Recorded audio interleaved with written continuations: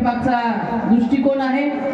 अनादी काळापासून, पौराणिक काळापासून हरिनामाचा, दत्तनामाचा महत्त्व त्या ठिकाणी सांगितले, पण विज्ञानानं या ठिकाणी विठ्ठल नामाच्या नामस्मरणाने मानवाच्या शरीरामध्ये किती सकारात्मक बदल होतात हा सुद्धा दृष्टिकोन त्या ठिकाणी या वैज्ञानिक युगामध्ये समोर आलेला आहे।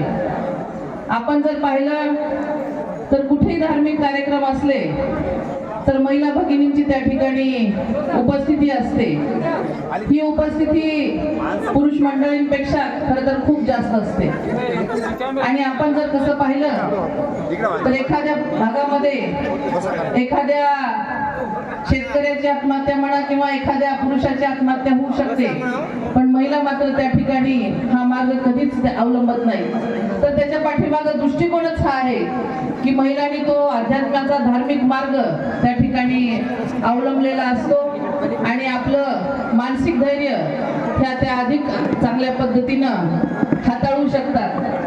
महाराज, आपण सगळेजण या ठिकाणी नांदेड जिल्ह्यामध्ये या समाजाच्या उन्नतीसाठी काम करतात आणि हीच ठेव येणाऱ्या पिढीसाठी खूप बहुमूल्य आहे।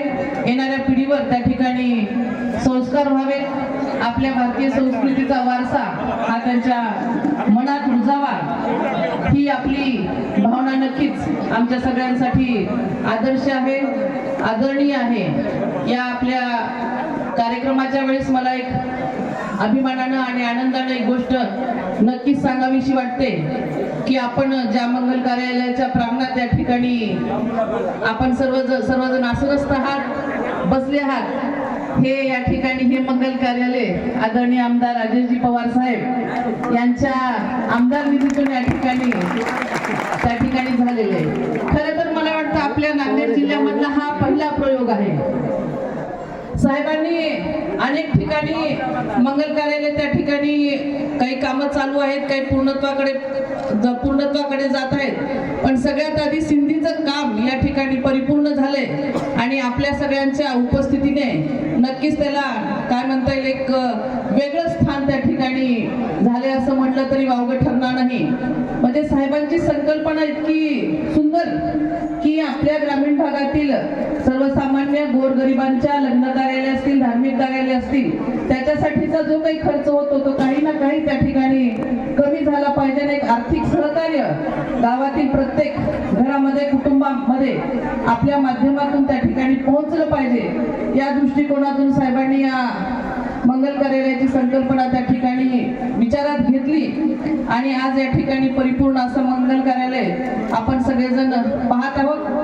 खरं तर प्रत्येक मनुष्य ज्या भूमिकेत आहे त्या भूमिकेला सार्थक असं काम करणं म्हणजेच धर्म आहे।